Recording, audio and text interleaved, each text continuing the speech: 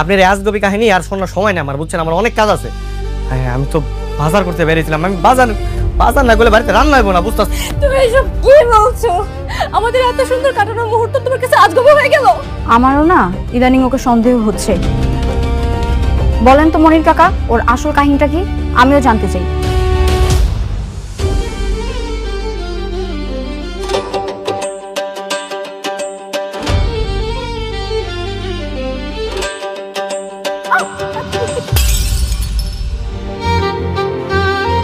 Sorry sorry sorry sorry sorry, আমি আসলে দেখিনি, সরি।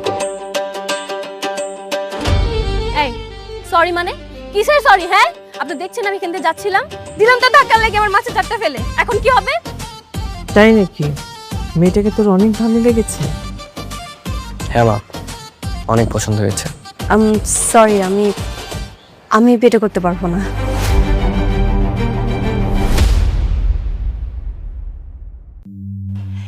গোলাম আপনাকে সবার চোখ ফাঁকি দিল, আমার চোখও ফাঁকি দিতে পারে নাই। আজকে ওর পর্দা ফাঁস করে দিব।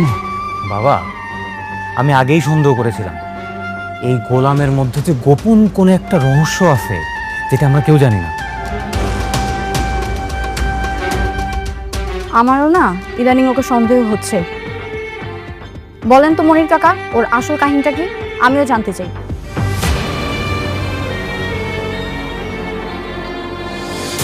কিরে গোলাম, তুই কবি না আমি কমু? না মানে আমি তো কিছু করি নাই, আমি তো জানি না আমি কি করছি, কি বল। এই তুই বল কি জেনেছিস? আপনারা তো গোলামের রান্না খায়া আঙ্গুল চাটেন আর রান্নার প্রশংসা করেন, আবার মাঝে মাঝে বলেন যে আমার থেকে ও ভালো রান্না করে। ও কেমনে ভালো রান্না করে এই আসল কাহিনীটা কিন্তু আমি জানা গেছি। কার কাছে রান্না শিখছে জানেন? কুদ্দুসের কাছ থেকে রান্না শিখছে। এই জায়গায় আসার আগে ও কুদ্দুসের হোটেলে বাবুর্চির কাম করতো, সেখান থেকে রান্না শিখা আইসা ও এখানে এসে ভাব ধরে। এই বেয়াদব, এক চড়ে তো সব কটা দাঁত ফেলে দেবো। এই কথা বলার জন্য তুমি ডেকে নিয়ে আসে গোলামের আসল সত্য জানে গেছো? যা। মানে মশা মারতে কামান নিয়ে আসার অবস্থা।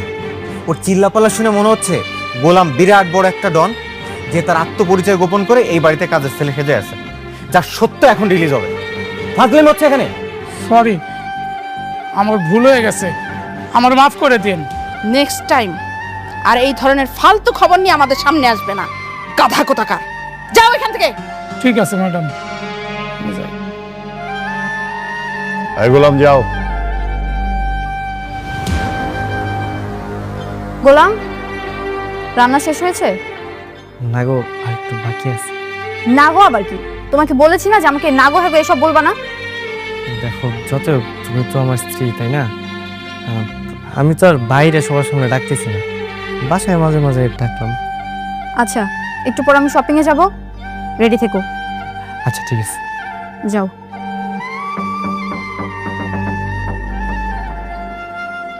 ম্যাডাম, আপনি এই শাড়িটা দেখতে পারেন, আপনি পছন্দ হবে। এটা দুবাই সিল্কের শাড়ি, গতকালকে আমরা দুবাই থেকে ইম্পোর্ট করে নিয়ে আসছি। খুবই সুন্দর। এই শাড়িটা যদি আপনি পরেন, মাশাআল্লাহ আপনাকে অনেক সুন্দর লাগবে।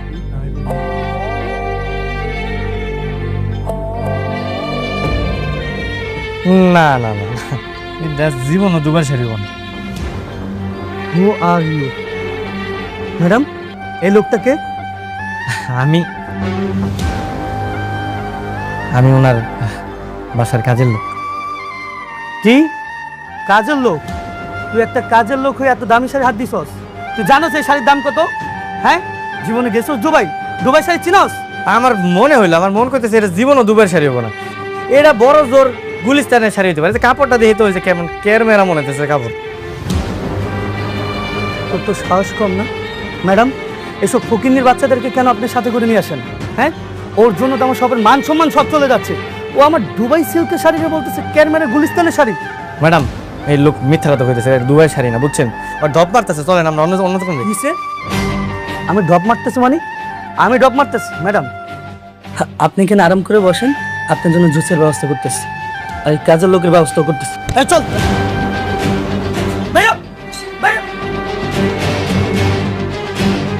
বাইরে ফোন থেকে আমার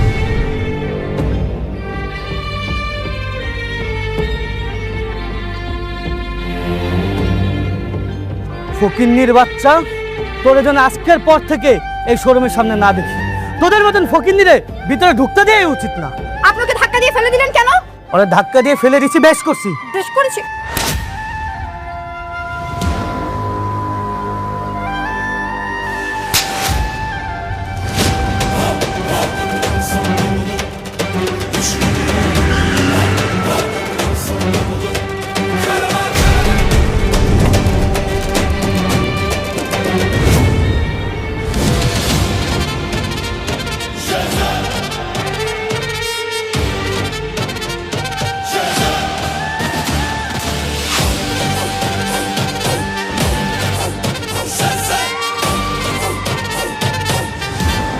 ও আমার স্ত্রী,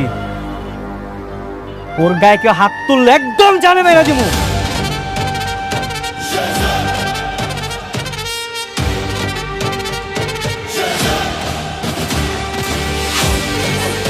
চলো।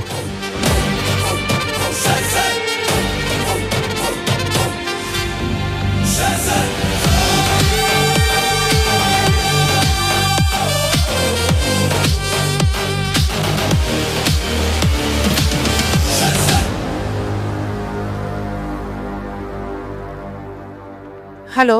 হ্যালো, আসসালামু আলাইকুম খালাম্মা। ওয়ালাইকুম আসসালাম। আপনারা কি শেজাদ স্যারের কোনো খোঁজ পেয়েছেন? হ্যাঁ, খোঁজ পেয়েছি। কোথায় থাকে ঠিকানা জানেন? না, ঠিকানা জানি না। ঠিক আছে, আমি খালাম্মা আপনাকে ঠিকানাটা পাঠাচ্ছি। আমরা অনেক কিছু মেলাতে পারছি না। আচ্ছা, প্লিজ প্লিজ। ঠিক আছে।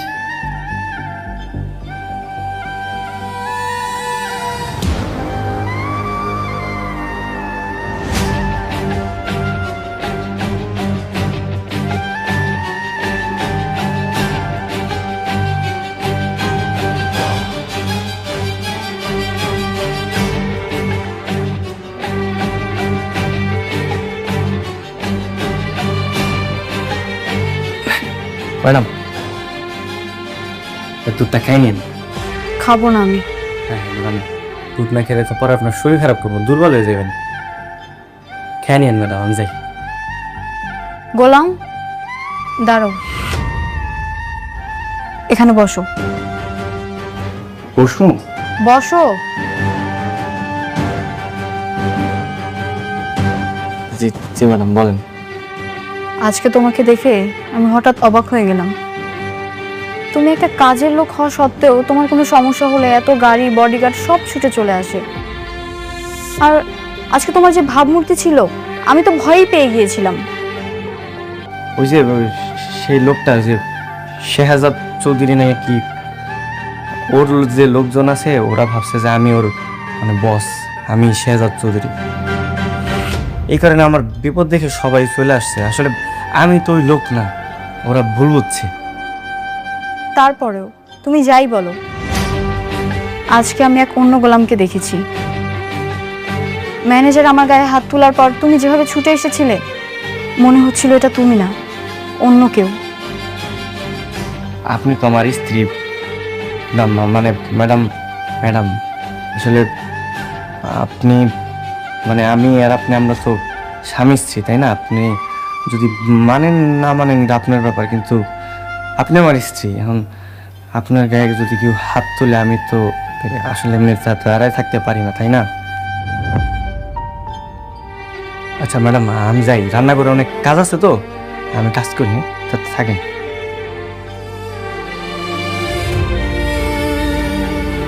আপনি আমার স্ত্রী, এখন আপনার গায়ে যদি কেউ হাত তোলে আমি তো আসলে এমনি দাঁড়ায় থাকতে পারি না, তাই না?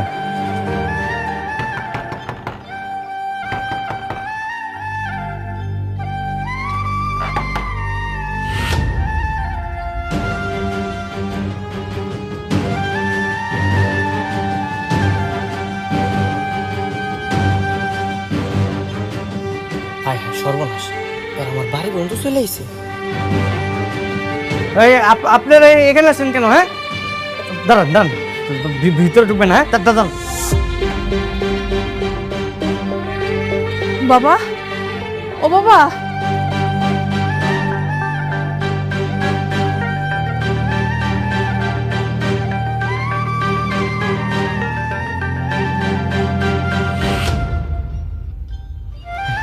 আপনাদের কি মাথায় সমস্যা আছে? হ্যাঁ, আমারে খুঁজতে খুঁজতে আমার বাসা অবধি চলে আসছেন, কি কি সমস্যা? শেহজাদ, তুমি আমাদের সাথে এমন করছো কেন? বাবা তুই কবে থেকে এ বাড়িতে আছিস? মানে এখানে কি করছিস বাবা? কি আমি এই বাড়িতে কি করতেছি মানে? আমি তো এই বাড়িতেই থাকি, এই বাড়িতে রান্না বান্না করি, তারপরে ঘর মুছি, সব কাজ আমি করি। তুই তুই সব কাজ করছিস? মানে তোর নিজের কোটি কোটি টাকার সম্পত্তি, হ্যাঁ, এগুলো ছেড়ে তুই এখানে ঘর মাছিস, থালা বাসন, রান্না বান্না। তুই কি পাগল হয়ে গেছিস বাবা? ও বাবা তুই পাগল হয়ে গেছিস, তুই কি বলতেছিস বাবা? আমি পাগল হইনি, আমি ঠিক আছি। পাগল আপনারা হয়ে গেছেন। আর আমার আমার কোটি কোটি টাকার সম্পত্তি কোথেকে আসবো? কি বলতেছেন উল্টাপাল্টা? আমি আমি এই বাড়িতে থাকি, এই বাড়ির কাজের লোক, আমি এই বাড়ির জামাই। জামাই? জামাই মানে? জামাই মানে আমি আমি এই বাড়ির মেয়ে বিয়ে করছি।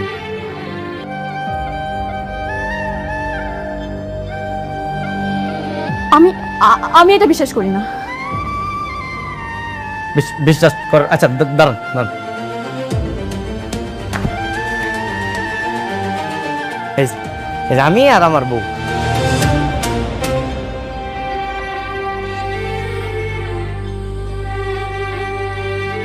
মা, মা আপনার ছেলেটা কি বলছে? মা, ওর স্ত্রী সন্তানটাকে আমার বিয়ে করছে মানে? মা আপনার ছেলেটা কি বলতেছে? মা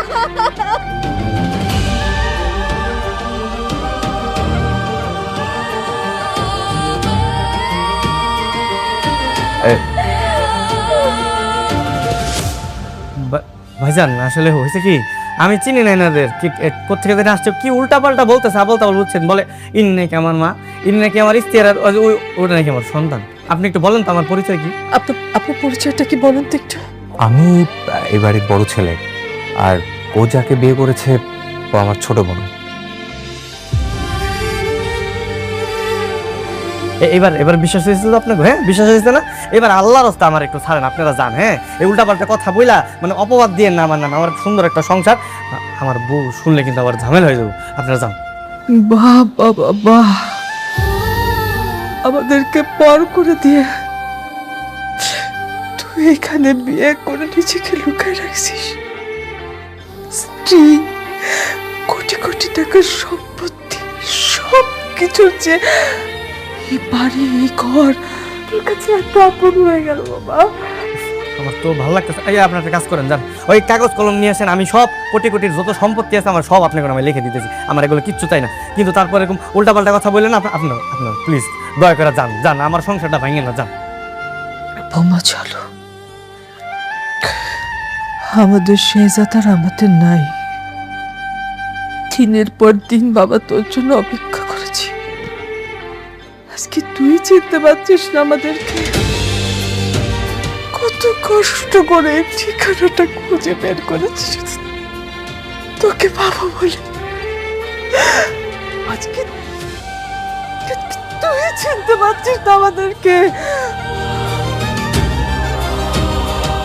বোমা, কেউ যদি ঘুমায় থাকে তাকে জাগানো যায়, কিন্তু কেউ যদি জেগে থাকে তাকে জাগানো যায় না।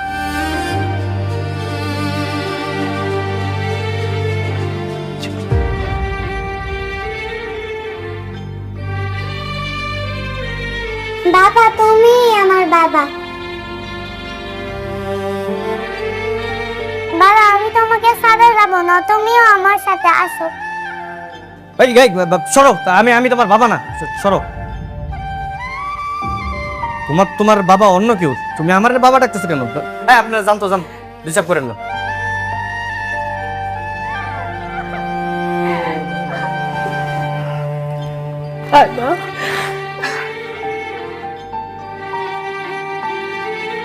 দাও না আমার ছবি, যাও যাও। আপনারা জান তো, অনেক ঝামেলা করছেন, যান। আর ঝামেলা করেন, আমার বউ শুনলে ঝামেলা আছে, যান যান যান। বাবা চলো না, চলো।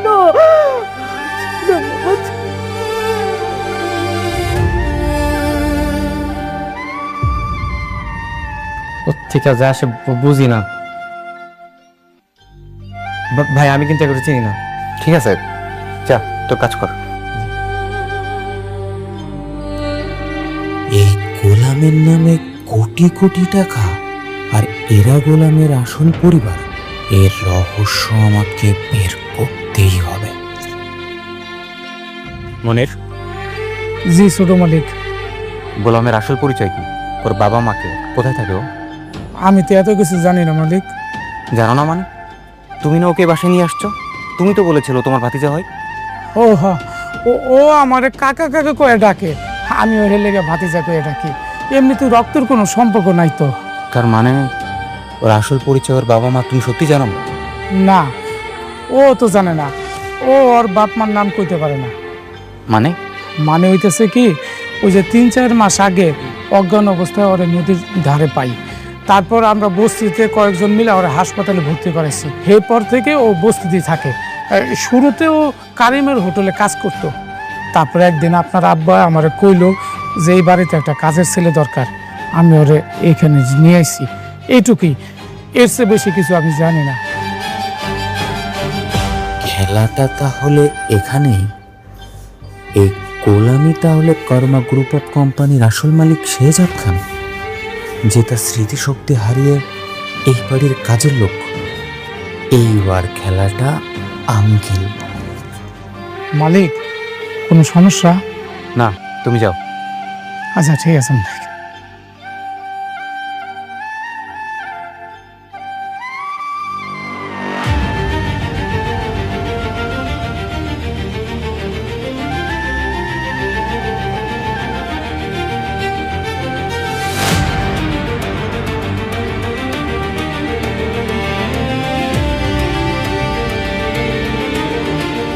আম্মু, এই দেখো তোমার আঙ্কেল তোমার জন্য কত কিছু নিয়ে আসছে।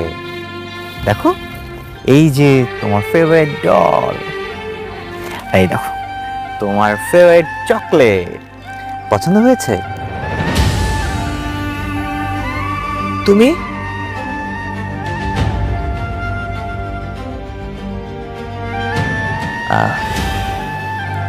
জি খালাম্মা, আমি। আসসালামু আলাইকুম। ওয়ালাইকুম আসসালাম। তুমি কি মনে করে এখানে আসছো? আমি আসলে কিছু কথা বলতে আসছিলাম। কি কথা বলতে আসছেন? দেখুন, আপনারা যাকে শেহজাদ খান ভাবছেন, ওই আসল শেহজাদ খান। ওই আপনার সন্তান। তাহলে সবকিছু জানার পর পরিচয়টা কেন গোপন করছে বুঝতে পারছি না। ভালোবাসা, শুধুমাত্র ভালোবাসার জন্য। ও আসলে আমার বোনকে পাগলের মতো ভালোবাসে।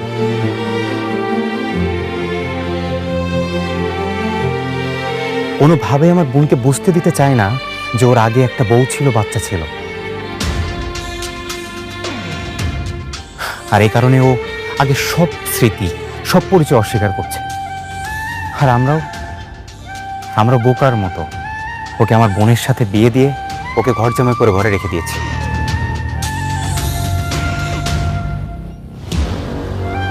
খালাম্মা, আমি আপনাদের এখানে কষ্ট বাড়াতে আসিনি।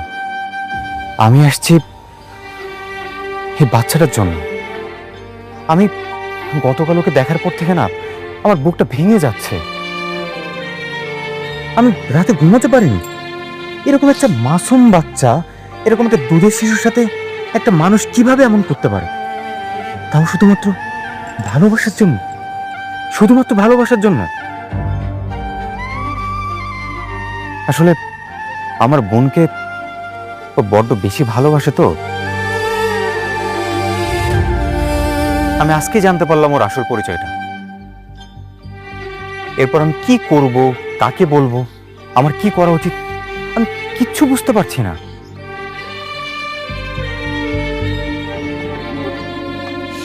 আপনি এসব জানার পর এখানে আসছেন কেন? আপনার তো এখন উচিত বাড়ির সবাইকে সত্যটা বলে দেওয়া।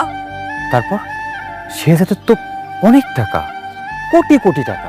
ও যদি আমার বোনকে নিয়ে অনেক দূরে কোথাও চলে যায়? তুমি আসলে কি বলতে আসছো এখানে? প্লিজ একটু পরিষ্কার করে বলো আমাদেরকে। হ্যাঁ, আমরা বুঝতে পারছি না। প্লিজ। ও গতকাল আপনাদের নিজের মুখে বলেছে ওর নামে যা আছে সবকিছু আপনাদের নামে লিখে দিবে, বিনিময়ে শুধু তার পিছু আপনাদের ছেড়ে দিতে হবে। আমি বলতে চাচ্ছি আপনারা এটা করে ফেলেন, আপনারা আপনাদের নামে এটা লিখে নেন। আমাদের কিছু দরকার নেই, আমাদের কিচ্ছু লাগবে না। অবশ্যই দরকার আছে। না মানে আপনার বাবুর ভবিষ্যতের কথা চিন্তা করেন, ওর তো একটা ভবিষ্যৎ আছে। সে যারা আপনাদের সাথে যে ধোঁকা দিছে, আপনারা কি ওকে ওকে কিছু বলবেন না? মানে ওর সাথে কি এমনটা হওয়া উচিত না? বৌমা, ঋষাদ ঠিক কথাই বলেছে। এই সম্পত্তিটা পুরো শেহজাদের না, এটা শ্বশুরের। এখানে পুরোপুরি হক আছে আমার ফ্রেয়ার। শেহজাদ যদি নিজেকে বদলাতে পারে, তাহলে তুমি কেন তোমার হকটা ছাড়বে বৌমা? হ্যাঁ অবশ্যই। এক কাজ করুন, আপনারা কালকে লয়ারের কাছে চলে আসুন, আমি কালকে শেহজাদকে বুঝিয়ে ওকে ওখানে নিয়ে আসছি, কোনো সমস্যা নেই। আসলে ও আমার বোনের জন্য সবকিছু করতে পারে, সবকিছু ছেড়ে দিতে পারে। কিন্তু আপনি কেন আমাদের হেল্প করতে চাচ্ছেন? আসলে সবকিছুর উপরে তো ন্যায় বিচার। আমার বোনের জামাই হলে কি হবে, আমি তো আসলে ন্যায় বিচার থেকে সরে আসতে পারি না। আর সবচেয়ে বড় বিষয় এই বাবুটা, এই বাবুর এখানে থাকার কথা না, এই বস্তিতে না, ওর থাকার কথা তো রাজপ্রাসাদে। ও কেন এখানে থাকবে? দেখুন, আমি মন থেকে করতে চাচ্ছি আপনাদের জন্য, আমার নিজের সন্তুষ্টির জন্য। আমাকে প্লিজ না করবেন না, প্লিজ, আই ইনসিস্ট। ঠিক আছে, তোমার যেটা ভালো মনে হয় তুমি সেটাই করো, আমার কিছু বলো না।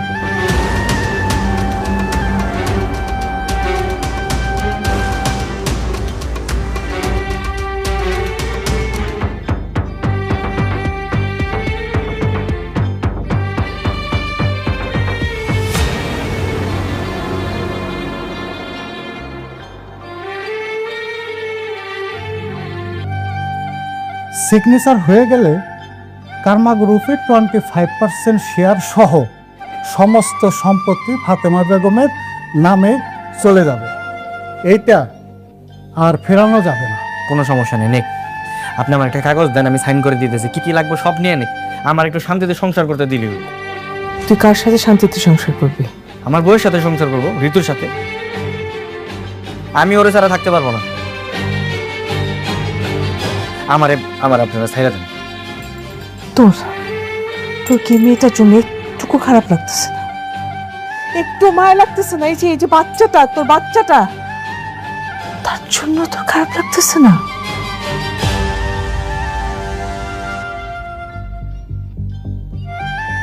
বাবা, তুমি আমাদের চিনো না?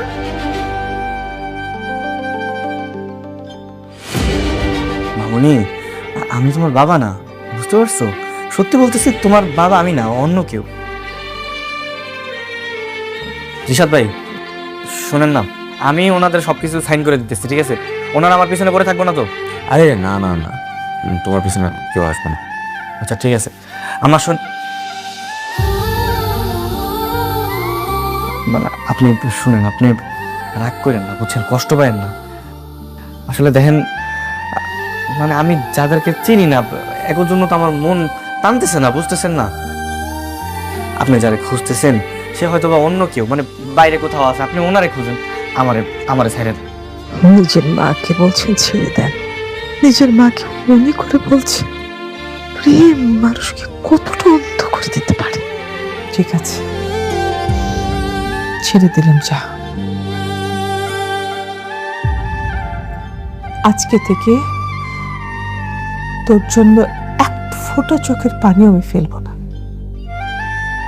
সৈকত, যা কিছু আছে নিয়ে যা। সৈকত, হ্যাঁ, সই করো। আজকের পর থেকে আমরা তোমার বাধা হয়ে দাঁড়াবো না।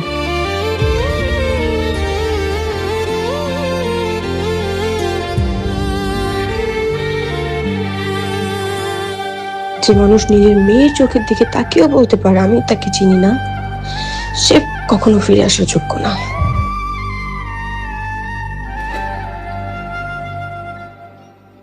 বাবা লেখো না, মা কান্না করবে।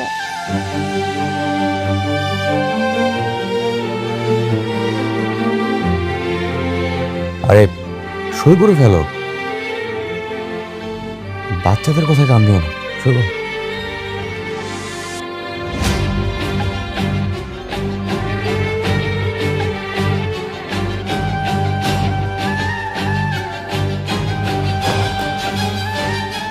ওকে, থ্যাংক ইউ।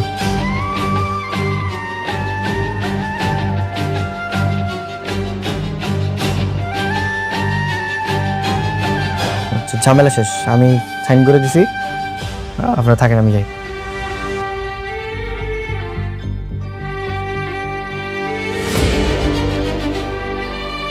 খালাম্মা, আসলে এই মুহূর্তে এই কথাটা বলা ঠিক হবে কিনা আমি জানি না, তারপর আমি একটু বলতে চাচ্ছি। দেখুন, গোলাম তো আসলে ওর পিছনে সব স্মৃতি মুছে ফেলে দিয়ে মুভ অন করছে। আপনার কি মনে হয় না যে ফাতেমার লাইফে আসলে মুভ অন করা উচিত? আফটার অল তার একটা বাচ্চা আছে, বাচ্চার তো একটা ভবিষ্যৎ আছে, আর একটা সিঙ্গেল মায়ের পক্ষে একটা বাচ্চা মানুষ করা কতটা কঠিন সেটা তো আপনি বোঝেন। আমার আসলে খুব কষ্টের জায়গা থেকেই একটা ভাবনা, সেটা আপনাকে শেয়ার করতে যাচ্ছি। আপনার যদি সম্মতি থাকে, আমি ফাতেমাকে বিয়ে করতে চাই।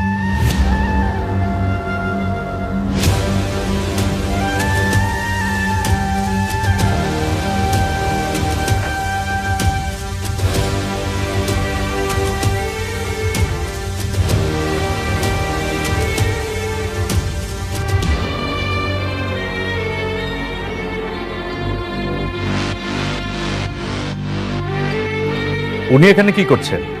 উনি আমার হাজবেন্ড। কেন, কি হয়েছে?